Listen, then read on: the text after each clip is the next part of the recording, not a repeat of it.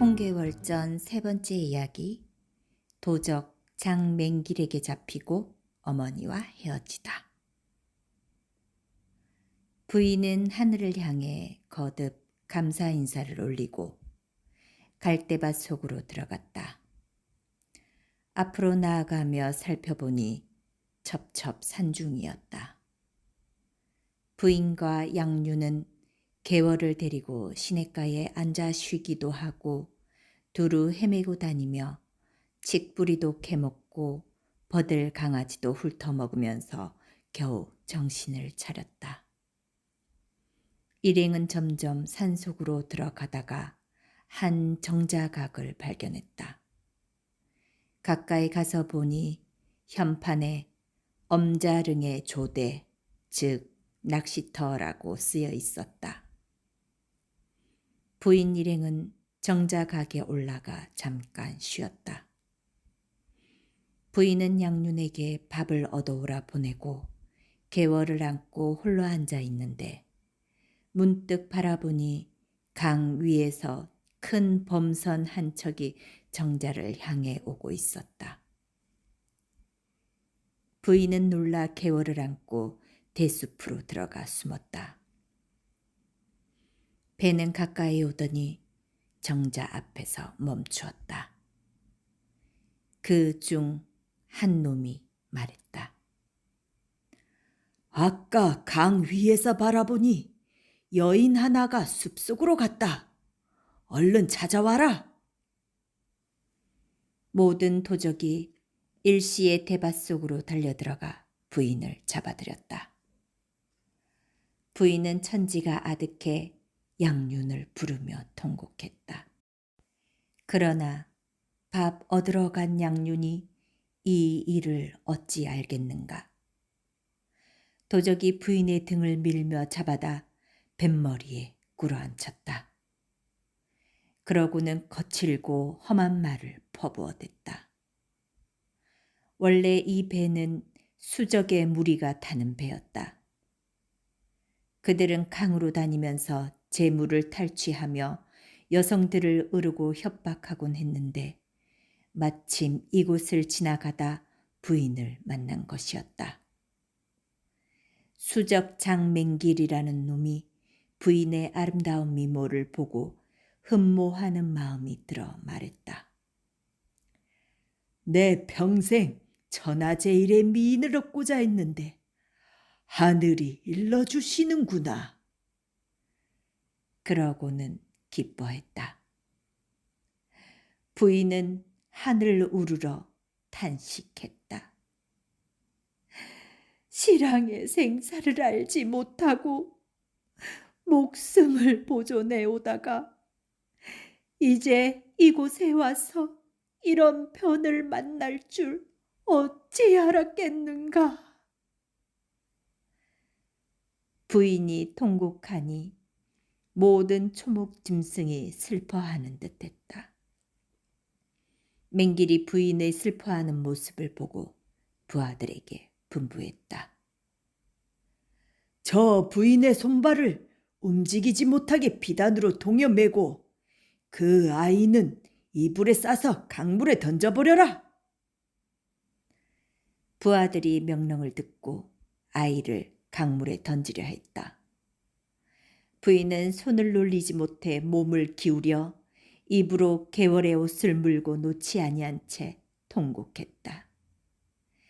그러자 맹길이 달려들어 개월의 옷깃을 칼로 베고 개월을 물속으로 던져버렸다. 그 슬픔을 어찌 다 헤아릴 수 있겠는가.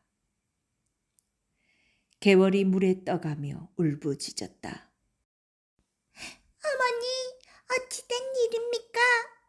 어머니, 나 죽어요. 빨리 살려주세요.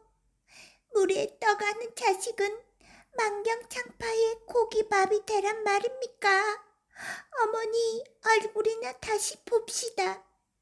죽어도 눈을 감지 못하겠네. 울음소리가 점점 멀어져 갔다. 장중 보옥같이 사랑하던 자식이 눈앞에서 물에 빠져 죽는 모습을 보았으니 부인의 정신이 어찌 온전하겠는가. 깨워라, 깨워라. 나와 함께 죽자. 하늘을 우러러 통곡하다 기절하니 도적들도 눈물을 흘리지 않는 이가 없었다. 슬프다. 양윤이 밥을 얻어 가지고 오다 바라보니 정자 가게 사람이 무수히 많은데 부인의 통곡 소리가 들렸다. 얼른 가서 보니 도적들이 부인을 동여매고 분주하게 움직였다. 양윤이 이 광경을 보고는 어두운 밥을 그릇째 내던지고 부인을 붙들고 목 놓아 큰 소리로 울었다. 이것이 어찌된 일입니까? 차라리 올 때 그 물에 빠져 죽었던들 이런 재앙을 당하지는 않았을 것을 이 일을 어찌하면 좋습니까? 아기는 어디 있습니까? 아기를 물에 던졌다는 말을 듣고 양윤이 가슴을 두드리며 물에 뛰어들려 했다. 그러자 맹길이 또 부하들에게 명령했다. 저 계집도 마저 동여매라. 부하들이 달려들어 양윤마저 동여매니 양윤은 죽지도 못하고 하늘을 우러러 통곡할 뿐이었다. 맹길은 도적의 무리를 재촉해 배를 빨리 적게 하여 제 소굴로 돌아왔다. 부인과 양윤을 침실에 가두고 제 계집 춘랑을 불러 말했다.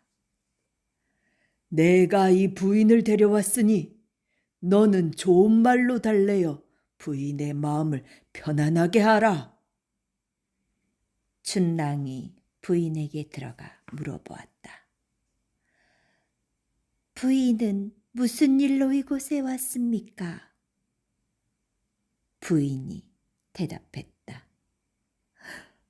왕부인, 죽게 된 목숨을 살려주십시오. 부인은 춘랑에게 자초지종을 털어놓았다. 이에 춘랑이 말했다. 이야기를 듣고 보니 부인의 상황이 참혹하네요. 춘랑은 이어 말했다. 주인 놈은 원래 수적으로 사람을 많이 죽이고 또한 용맹에서 한 번 가면 천리를 가니 도망치기도 어렵고 죽으려 해도 죽지 못할 것입니다. 아무리 생각해도 참으로 불쌍합니다. 저도 본래 도적의 계집이 아닙니다. 대국 번양 땅 양강도에 살았는데 일찍 남편을 여의고 홀로 있었던 차 이놈에게 잡혀왔습니다. 목숨만 겨우 건져 이놈의 계집이 되었습니다. 모진 목숨을 끊지 못하고 고향을 생각하면 정신이 아득해집니다. 그러나 잠깐 생각해보니 한 가지 묘책이 있습니다. 천만 다행으로 개교대로 일이 잘 되면 저도 부인과 함께 도망치렵니다. 춘랑이 즉시 나와서 도적들의 무리가 모여있는 곳에 가보니 도적들이 촛불을 밝히고 좌우로 나뉘어 앉아 잔치를 펼치고 술과 고기를 먹으며 즐기고 있었다. 도적들이 저마다 잔을 들어 맹길에게 아부하는 말을 했다. 오늘 장군이 미인을 얻어 싸우니 한 잔 술로 축하드립니다. 각각 한 잔씩 권하자 맹기름만 취해서 쓰러졌다. 또한 다른 도적들도 다 쓰러져 잠이 들었다. 춘랑이 급히 들어와 부인에게 말했다. 지금 도적들이 깊이 잠들었으니 얼른 서문을 열고 도망칩시다. 이날 밤 즉시 춘랑은 수건에 밥을 싸가지고 부인과 양윤을 데리고 서쪽으로 도망쳐갔다. 그러나 부인은 정신이 아득해 한 걸음도 더 가기가 어려웠다. 동쪽 하늘이 밝아오는데 멀리 강 위 하늘에서 들려오는 외기러기 우는 소리가 슬픈 마음을 더 슬프게 했다. 문득 바라보니 한쪽은 태산이고 다른 쪽은 큰 강이라서 바닷가 갈대밭 속으로 도망쳤다. 부인은 기운이 다 빠져서 춘랑을 돌아보며 말했다. 날은 이미 밝았고 기운이 하나도 없어 갈 수가 없으니 어찌한단 말인가. 부인은 하늘을 우러러 통곡했다. 그때 문득 갈대밭 속에서 한 여승이 나와 부인에게 2번 절하고 말했다. 어디 사는 부인이신데 이런 험한 곳까지 왔습니까? 부인이 말했다. 어디 계시는 스님인지는 모르나 얼마 남지 않은 쇠잔한 목숨을 구해 주십시오. 부인은 전후 사정을 말하고 목숨을 구해달라고 간청했다. 그 여승이 나와서 말했다. 부인의 모습을 보니 참으로 딱하고 가엾습니다. 소승은 고소대에 있는 일봉암이라는 남자에 거처하고 있습니다. 한산사에 가서 곡식을 싣고 오는 길에 처량한 통곡 소리가 들려 연유를 묻고자 배를 강변에 메어놓고 찾아왔습니다. 소승을 따라오시어 급한 위험을 피하도록 하시지요. 여승은 부인에게 배에 오르라고 재촉했다. 부인은 고마워하며 춘랑과 양윤을 데리고 배에 올라탔다. 이때 맹길이 잠에서 깨어 침방에 들어갔다. 그러나 부인과 춘랑, 양윤이 강굿이 없는 것을 보고는 분을 이기지 못해 부하들을 거느리고 두루 찾아보았다. 문득 강 위를 바라보니 여승과 여인 3명이 배에 앉아 있었다. 맹길은 크게 소리 지르며 부하들을 재촉해 뒤쫓아갔다. 여승이 배를 빠르게 저어갔는데 그 빠르기가 마치 화살과 같았다. 맹길이 바라보다가 어찌할 수 없자 탄식만 하고 돌아갔다. 이때 여승이 배를 성경문 밖에 대고 내리라고 했다. 부인이 배에서 내려 여승을 따라 고소대로 올라가자 경치가 수려하고 화초가 만발한데 온갖 동물의 슬피 우는 소리가 사람의 마음을 울적하게 했다. 부인은 겨우 걸음을 옮겨 승당으로 올라가서 여러 승려에게 절하고 앉았다. 그 중 한 노승이 물었다. 부인은 어디 사시는데 무슨 일로 이 산속에 들어오셨습니까? 부인이 대답했다.